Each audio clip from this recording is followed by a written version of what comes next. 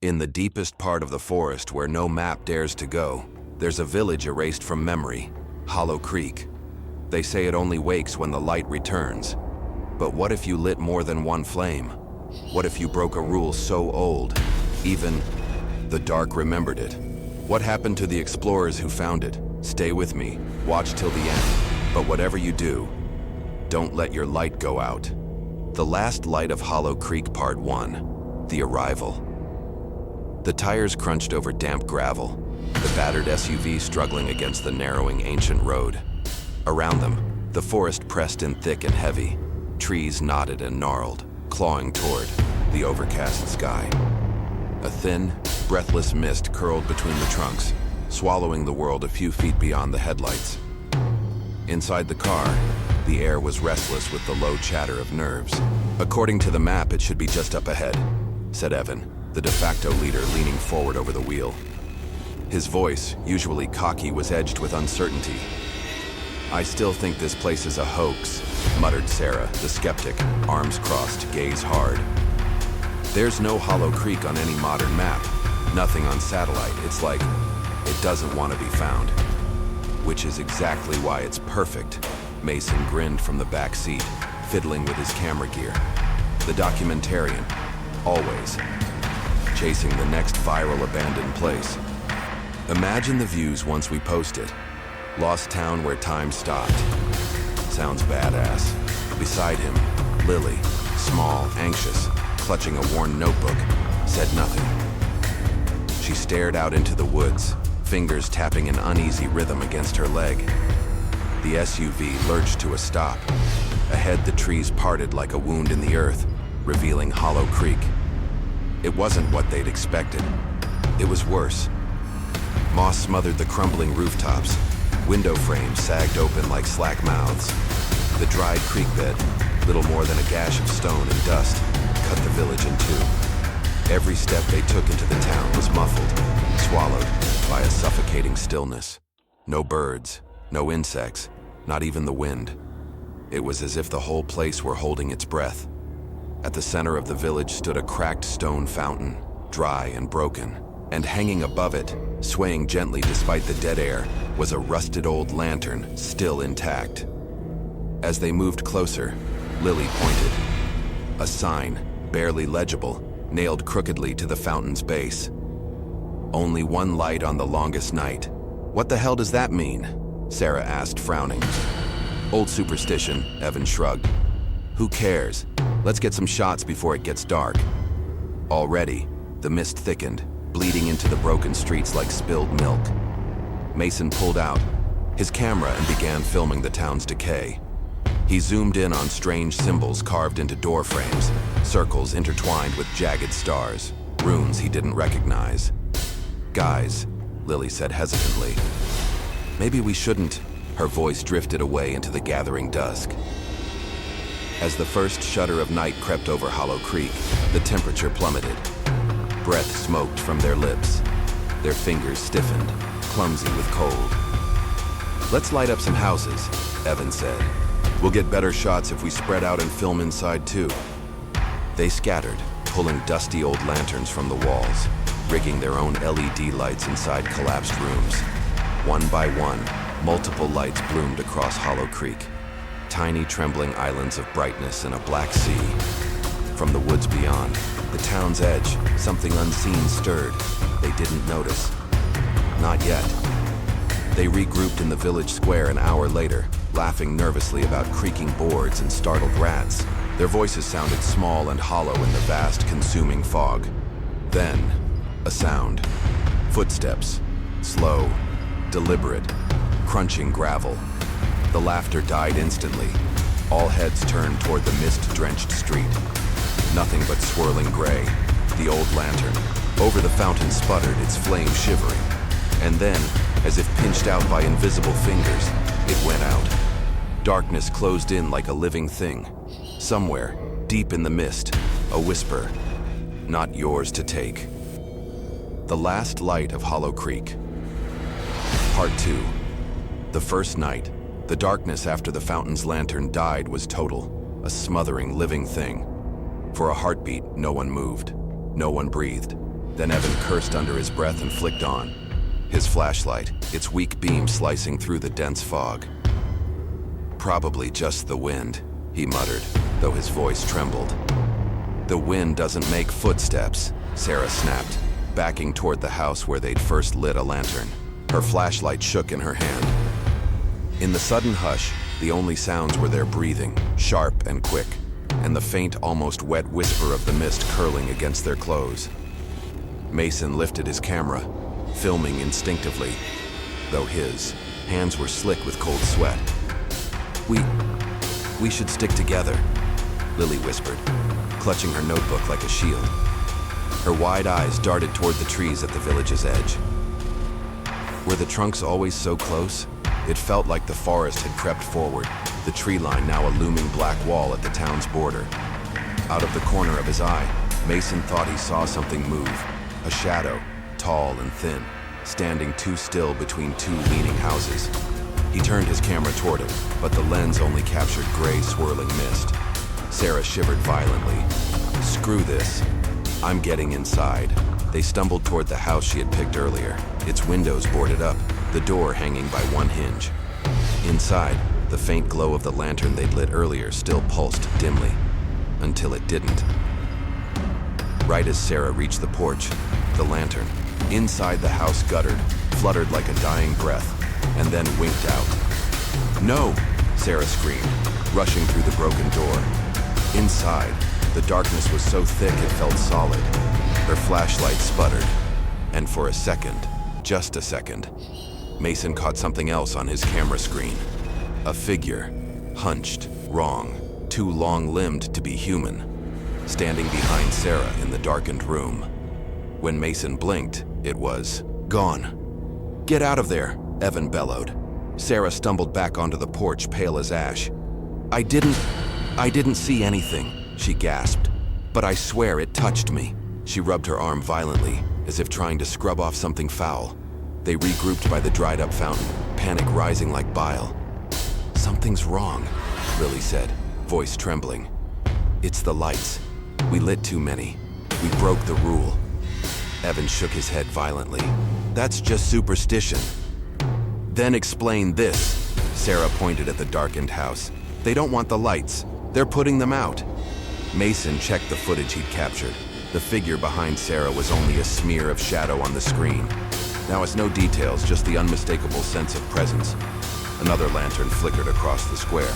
They all turned, just in time to see it die, plunging that side of the village into pitch black. The cold deepened, gnawing at their bones. And now the whispers came. At first, Mason thought it was the wind again, but no, they were words, slippery and broken. Lost. Ours. Stay. Each whisper was like a spider crawling down the spine. "We need to relight them," Evan said, desperate now. "We need to bring back the light." Frantically, they rushed from building to building, reigniting what lanterns they could find. But some refused to stay lit, no matter what they tried. One house's lantern flickered weakly, then snuffed out the moment Mason touched the doorframe, where the strange carved symbols had begun to glow faintly, pulsing like heartbeats. Nobody spoke of it. They didn't dare, and the mist grew thicker, pressing closer, until even a few steps apart they could barely see each other. Shadows twitched at the edge of vision, some shaped almost like people. Almost. "I don't like this," Lily whispered, her breath a white cloud in the gloom. "I want to leave now." They huddled close together in the center of the village square, clutching their flashlights and broken lanterns. Mason kept filming, not out of professionalism now, but terror. It felt like if he looked away for a second, something would come out of the mist and take him too. And then it happened. Lily was standing just to Mason's left, so close he could feel the brush of her coat against his arm. The mist rolled thicker, the light in her lantern sputtered, and, in the space of a blink, she was gone. No scream, no sound, just nothing. The lantern clattered to the ground, rolling in a slow arc before settling. The others spun around, shouting her name, their voices swallowed by the mist. Evan's flashlight beam caught something on the ground, a trail of faint footprints leading away, not toward the road, but deeper into the black, fog-bound heart of Hollow Creek. And in the direction the footprints led, something moved. Not a human walk. More like dragging, skimming, pulling. "She's gone," Mason said hoarsely, voice cracking. And somewhere far out in the swirling darkness, a new whisper rose, faint, mocking, full of hunger. One less. The Last Light of Hollow Creek, Part 3. The gathering, for a long, terrible moment, no one spoke. The only sound was the hollow clatter of Lily's fallen lantern, spinning slowly in a widening spiral, its weak light growing dimmer with every turn. Sarah dropped to her knees, calling out into the fog, her voice growing hoarse with each frantic scream. "Lily! Lily! Where are you?" No answer. Just the heavy, oppressive silence that seemed to thicken with every word. Evan stood frozen, his fists clenching and unclenching at his sides. Mason kept the camera rolling, although he barely realized it. Instinct and terror guiding his shaking hands. It felt like the fog itself was alive, breathing, watching. Sarah staggered back to her feet, her eyes wide with terror, reflected the dying lantern light. "We have to find her," she said, her voice brittle. "We can't just leave her." "We can't find her," Mason croaked. "Did you see where those footprints went? Nowhere. They just..." He gestured helplessly into the mist. "They just stopped. We have to stick together," Evan said, voice low and urgent. "We light the lanterns. We stay in the light. No one wanders off. Not for anything." A hollow laugh echoed faintly through the fog. It sounded almost like Lily. Almost. Sarah flinched. Back, tears brimming in her eyes. "That's not her," she whispered. "That's them." The surviving trio stumbled through the village, clutching what few lanterns still burned. Their lights flickered erratically, casting shadows that seemed to twitch and squirm just beyond sight. Every step forward felt wrong, like Hollow Creek itself was reshaping around them. Buildings that had once been clustered neatly together now leaned at impossible angles. Streets ended in walls of mist, and the dry creek bed they had crossed earlier now gaped wide and black, oozing an oily, slow-moving liquid. "This wasn't here before," Mason muttered, staring at the corrupted creek. "The whole place is changing," Sarah whispered back. "No," Evan said grimly. "It's leading us." They found the old chapel by accident, or maybe by design. Its broken steeple clawed at the sky like a dying hand, and the heavy doors hung open, sagging on rusted hinges. Inside, the air was colder still, the darkness thicker. Their lanterns barely pierced it, creating small, trembling islands of light. The walls were lined with crumbling pews, and at the front stood a shattered altar. Behind it, an ancient mural peeled and cracked, but the words carved into the stone still shone through the grime. "One light for one life. Many lights, many lost. Guard the night of gathering." Mason swept his flashlight over a nearby table, finding ancient scrolls and brittle books, records, journals, frantic scrawled warnings from long-dead villagers. He skimmed one of the papers, heart pounding. "On the longest night, we keep only one flame burning, to honor the balance. To light more is to invite the hollow ones, from the between places. They hunger for what walks in the sun." Sarah found another note, her fingers trembling. "Once disturbed, the lights cannot be restored. They will feed. They will claim. They will bind the living to the dark. We broke it," Mason whispered. "We broke the rule." Evan cursed under his breath, kicking a pew so hard it splintered. "Why would a whole town build around this?" he demanded. "Because they had no choice," Sarah said, voice hollow. "They had to live with it." A sudden sound stopped them cold. A low, distorted singing echoing from somewhere below the chapel, deep underground. A child's voice warping and twisting in ways no human throat could sustain. "Round and round the hollow goes. Where it stops, nobody knows." The lanterns, light dimmed as if recoiling from the sound. "Basement," Evan muttered. "There's a basement." "No," Sarah said, backing away. "We don't go down there. We stay where the light is." But even as she spoke, one of the lanterns guttered violently. The smoke that rose from it was not pale or white, but thick, black, and oily, staining the air like poison. They barely had time to react before another horror struck. A sharp, rattling noise. A dragging, scrabbling sound, Kwanye Sagin, came from the far end of the chapel. Mason turned just in time to see something tall and grotesque lurch out of the shadows, a figure that moved like a broken marionette, arms too long, head lolling sideways. It reached for Evan. Evan screamed, a raw, terrible sound, and tried to run. Mason and Sarah rushed toward him, but it was like the mist itself dragged them down, their legs heavy, their lungs full of ice. Evan stumbled. Something wrapped around his ankle. He was yanked violently backward, into the dark. They caught only flashes, his desperate clawing hands. The look of pure terror etched into his face, the smear of blood across the chapel floor, and then he was gone. No scream, just silence. Mason and Sarah stood paralyzed, the darkness thickening around them.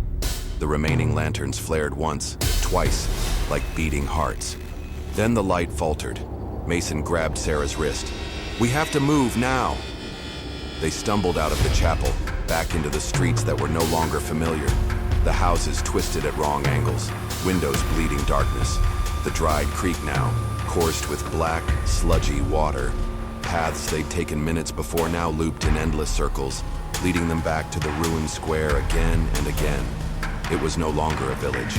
It was a trap. And in the swirling mist, dozens of shadowy figures watched, waiting, hungering. Sarah clutched her lantern close to her chest, the flame flickering violently. And then, just as Mason lifted his camera to look for a way out, the lantern in Sarah's hands flared once and began to die. The Last Light of Hollow Creek, Part 4, The Dying Light. The lantern flickered so violently now that each flash was like a heartbeat in Mason's ears. Sarah clutched it to her chest, her knuckles white, her face ghost pale. Beyond the trembling bubble of light, the village heaved and moaned like a living thing. Rotten wood creaked. The ground trembled in subtle, sickening waves. Dark figures pressed closer at the edges, indistinct, hunched, barely glimpsed. But there, every breath Mason took felt heavier, colder. Every second dragged like a noose, tightening around his throat. Sarah stumbled forward. We have to find shelter," she whispered, the lantern guttering in her shaking hands. But where could they go? The streets looped endlessly. Every house they tried was either locked or twisted into impossible, nonsensical interiors. Staircases leading into ceilings, doors opening onto brick walls. The light dimmed again. Something slithered past Mason's peripheral vision, tall, thin, wrong. He didn't dare look directly at it. "This way," Sarah gasped, yanking his arm. They lurched toward the chapel, the one place they hadn't yet fully explored. It loomed ahead like a broken jawbone, teeth of shattered wood and stone reaching skyward. Inside, the darkness recoiled slightly from their failing light, just enough to reveal something they had missed before, a crumbling hatch in the floor, beneath the pulpit. Desperation fueled Mason's movements. He wrenched the hatch open. Stale, freezing air billowed out, along with the faintest scent of burnt wax and something sour. Without thinking, they descended the rotting ladder into the depths beneath Hollow Creek. The tunnel was narrow, walls carved crudely into earth and stone. Symbols, the same ones they'd seen earlier, spiraled across every surface, glowing faintly as the lantern sputtered past. At the tunnel's end, they found it. An ancient altar, covered in black moss and cracked candles melted into grotesque, bone-like shapes. A book lay open atop it, the pages clinging together with age and dampness. The writing was old, barely legible, but Mason forced his eyes to make sense of it. To still the hollow ones, one must give willingly. A life freely offered may seal the breach. Without it, all shall be claimed. Sarah read it too. The lantern trembled in her hands. "No," she said, shaking her head violently. "No, I'm not dying here." "It's not about dying," Mason whispered. "It's about choosing." Sarah's face twisted in rage and terror. You're saying one of us has to sacrifice themselves? After everything we've seen? The lantern dimmed again. The ground above them groaned like something titanic shifting in its sleep. Suddenly, footsteps echoed from the tunnel behind them. Heavy, wet steps, dragging something heavy. They weren't alone down here. Panic detonated between them. "We can. Find another way," Sarah shouted. "There has to be a way out. We can—" "Listen!" Mason barked. Up above, they could hear Hollow Creek collapsing, houses cracking apart, the sound of 100 whispering voices in the fog, growing louder and louder. "No way out," Mason said, the horrible certainty filling his bones like lead. "We broke the balance. We either finish it, or we get torn apart." Sarah shook her head again, tears blurring her vision. And then, without warning, she bolted. "No!" Mason roared, reaching for her, but Sarah was gone, running back into the tunnels, her lantern swinging wildly. Almost immediately, her light winked out, swallowed whole by the dark. Mason staggered back, heart hammering. The silence that followed was absolute. He stumbled to the altar, gripping the decayed book with trembling hands. Above him, the sound of the Hollow Ones descending, like 1,000 skeletal hands clawing across stone, grew deafening, and in the dimness he saw them at last. Figures stitched from shadow and bone, faces featureless save for gaping black maws, arms too many, legs bending wrong. They watched him from the edges of the failing light, bodies rippling as if half made from mist and rot. Reality itself fractured. Mason glimpsed staircases spiraling into empty sky, windows into places that bled black rivers, and the faint, sorrowful sound of children crying from nowhere. The final lantern shuddered. It sputtered. It died. Darkness fell like a hammer. Mason stood alone in a suffocating black void, unable to see his own hands, his own body. And then, through the silence, a sound. Something massive was moving toward him. Deliberate. Slow. Each step shook the very ground beneath him. Mason's heart raced so fast he thought it might burst. And when the breathing started, a deep, ragged inhaling from something impossibly large, he realized the truth. He was no longer standing inside Hollow Creek. He was inside the Hollow One's world, and they had seen him. The last light of Hollow Creek, Part 5. The one light, there was no sound, no sight, no feeling. Mason floated in a void deeper than any night, deeper than any grave. The darkness wasn't empty. It was full, crowded with things he could not name, pressing close against his skinless mind. Somewhere far away he heard his own breathing, shallow, ragged, slipping further into panic, and underneath it, scattered whispers. They slid through the darkness like knives, slicing at the edges of his thoughts. "You don't have to be afraid. Come home. We're waiting.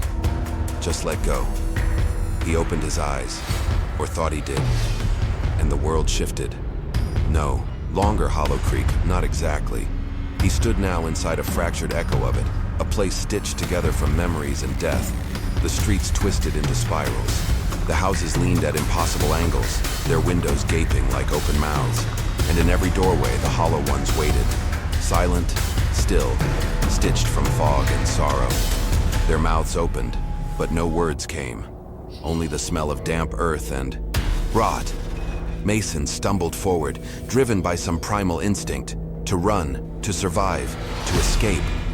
The ground beneath him shuddered. The trees swayed without wind. He heard it again, a voice he knew. "Mason, help me, please." It was Sarah's voice, fragile, broken, echoing from a side alley swallowed in black. He turned, his heart twisting, and saw her silhouette, standing just beyond the reach of the non-light. "Come back," she whispered. Mason took a step toward her. Another. The Hollow One stirred, bodies shifting like mist. Another step. No. No. He froze. The Sarah thing smiled, her teeth too many, her face beginning to stretch and peel like wet paper. was a trap. Mason backed away, heart hammering so hard it hurt. In his pocket, something small, something he had forgotten. His hand closed around it instinctively. A lighter, old, beaten, barely working. He flicked it once, twice. Nothing. The third time, a tiny, sputtering flame bloomed, a single droplet of light in a sea of despair. And the hollow ones recoiled. They hissed, a sound like paper tearing underwater, and drew back into the ruins. The ground buckled. The village twisted. Mason sprinted toward what he thought was the creek, now a churning scar of blackness cutting through the nightmare. The lighter's flame wavered dangerously, struggling against the crushing weight of the dark. The hollow ones followed, always just out of reach, whispering promises, cursing, screaming in voices that belonged to people Mason had loved, had lost. Stay with us. It hurts more out there. You're already dead. He didn't listen. He couldn't. Every step was harder, the world collapsing inward, memories bleeding from his mind, his mother's face, his brother's laugh, even the sound of his own voice slipping away like water through his fingers. The lighter flickered, died. Mason screamed, and then, through the agony and despair, he struck it again, one final time. The spark ignited. He hurled himself forward, through the last wall of shadow, into the thinning mist beyond the boundaries of Hollow Creek. He landed hard.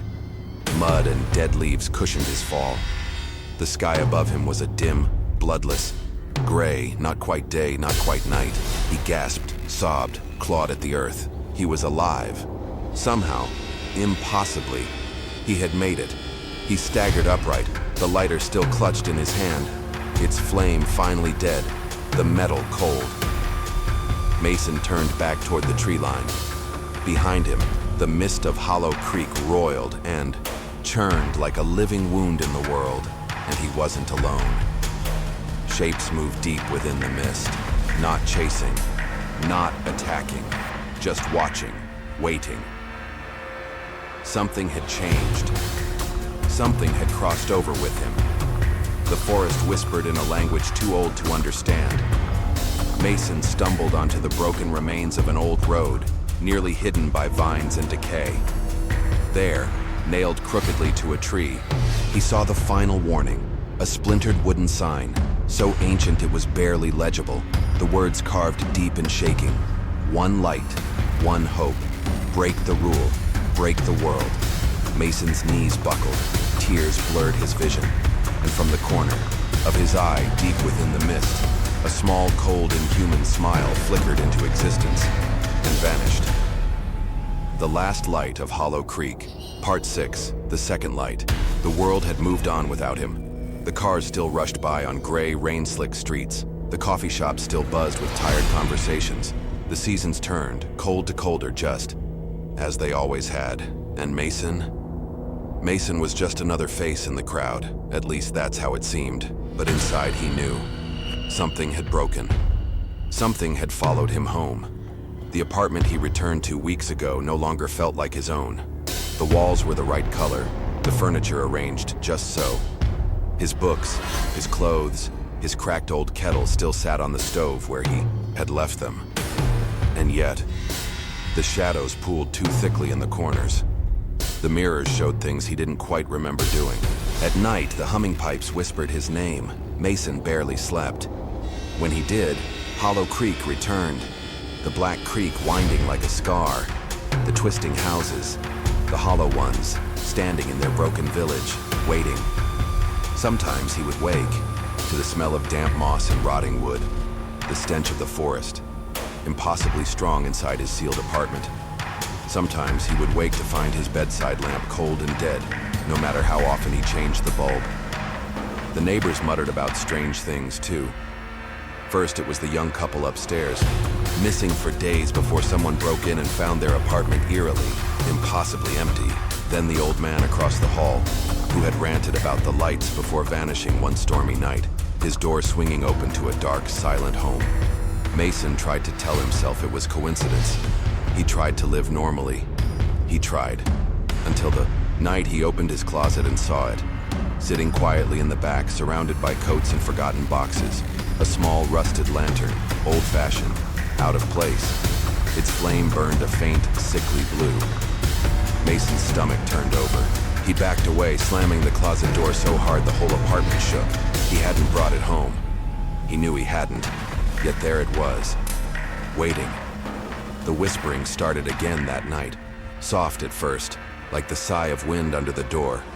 But it grew, louder, closer. Mason sat curled on the edge of his bed, fists clenched, lighter gripped tight though it had long since run dry. The whispering slipped into words he almost understood, promises he didn't want to hear. And then, from the farthest corner of the room, a cold flicker of light, tiny, hungry, patient. Mason's breath hitched. Another light had been born, a second one. He knew then, with a slow, creeping horror, blooming inside his chest, that Hollow Creek had never been a place at all. It had been a door, and Mason had opened it. Far across the room, in the deepening shadows, a third light flickered. The whispering grew louder, closer. Mason squeezed his eyes shut, but he knew it wouldn't save him now. The lights were spreading, the hollow ones were coming, and this time, there would be no escape. You've made it out of Hollow Creek, but not everything that left with you belongs to this world. And while the village may sleep for now, the darkness moves on. Every day, a new tale wakes up, in basements, in forests, in places we were never meant to go. If you dare return, we'll be waiting, just beyond the light.